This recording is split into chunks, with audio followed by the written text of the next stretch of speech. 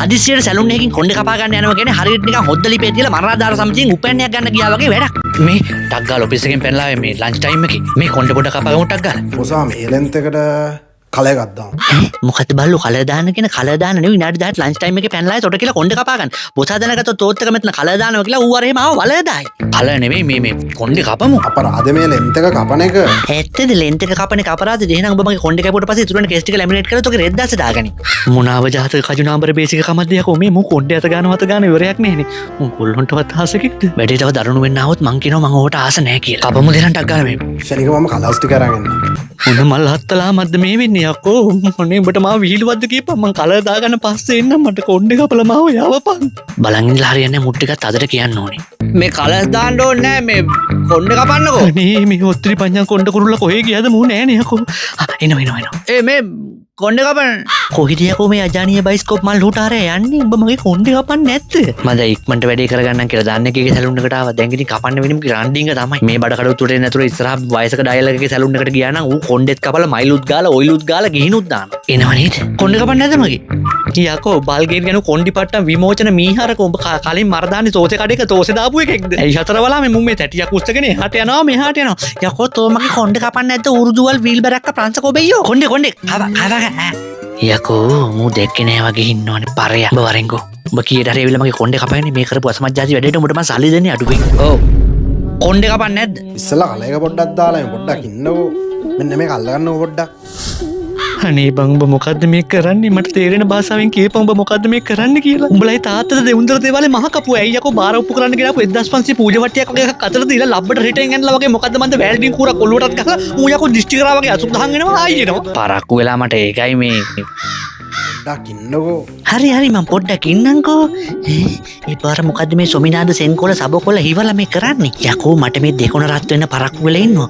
ඔබ මෙතන බඩ කාගෙන ලෙව කාගෙන උලාගෙන ටික්ටොක් කරනවද මේ පේජ් එකට දාන්න? ගහගනින් වීඩියෝම ගහගනින්. අපිට හෙන්න ගහලා අකුලෝල සහලෝල මග හැරිලා ගියත් ඔකේ වීඩියෝ එක ගහගනින්කෝ. එච්චරයි. හරි ආයි ගියානේද මේ උටු කිරි ගස්ලා බතෝ වරෙන්කෝ තොට දෙනවා කන් හරි රත් වෙන්න මේ කොරන තක්කලි වැඩේට. මං හිතුවා හරි මූ කොල්ලොන්ට කැමති එකෙක් තමයි. මේ වලහංකෝ අත ගන්න අත ගෑවිල්ල. අනේ අම්මේ මාව බේර ගන්න අම්මේ. ඉතින් රත්තරන් ඔයා කොහේ ඉඳන් දාවේ? රත්තරන් මෙන්න මට රත්තරන්ලු කොහින්ද දාපි කියලා අහන්නේ මම මගේ ඇඩ්‍රස් එක හොයාගෙන ගෙදරට එන්නවද දන්නේ. මං කිව්වේ දැන් මම ඔෆිස් එකේ ඉඳන් ආවේ මට බරක් වෙලා මම දැන් යන්න ඕනේ මේ ලන්ච් අවර් එකේ ආවේ. ළම ගෑවනේ ආයෙ ගන්න වෙනවනේ දැන්. ආයෙ ගන්න කල්ල තෝනේ කට කරවල ගල් පාත්තියෝ. ඔබ මොකද්ද මේ දෙවෙනිදීම ෂූට් කරනවද මේ ටේක් වලට එන්නේ ඔබ සාමාන්‍ය දිරිමුද? ඔබ මගේ කොණ්ඩේ කපන්න නැද්ද යකෝ ලන්ච් ටයිම් එක පහුවල ඔෆිස් එකට ගියොත් මට ගිහලා ලොකගේ දියුල් ගෙඩි දෙක තමයි පොලිස් කරන්න වෙන්නේ. ඔයා කියන්නේ ජපානයේ ඉඳන් ආවේ දැන් ඔයා මේ එනගම. ජපාන නෙවෙයි තෝ වැදගෙන ගිහලා අර සෝපානේ ගාවට ගහනවා සාස්පානකින් තෝගේ මුණ මහ ප්‍රාණ වෙන්න තෝ මේ කියන අලුකුත් තේරුම් බවලන් කතා වලට. ජපානේ දැන් ආව කියලා කියන්න රෙද්ද.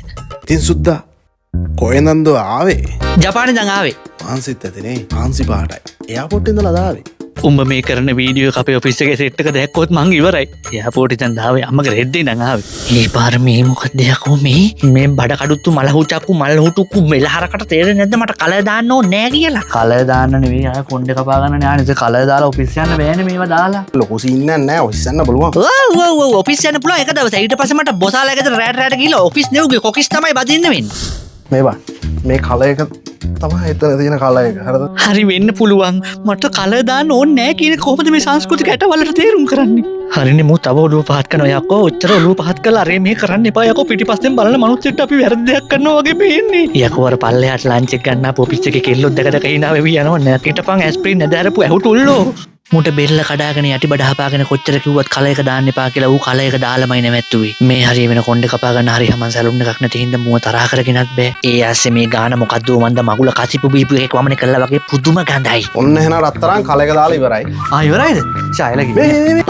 ඵලයන් බේකරි පෝර්නුවට දාන්න තියෙන බටර් කේක් එක වගේ මාව තියලා පොලි මේ තෝ ඵලයන් අවලමි. රෙද්ද යාසේ දාඩියක් දානවා.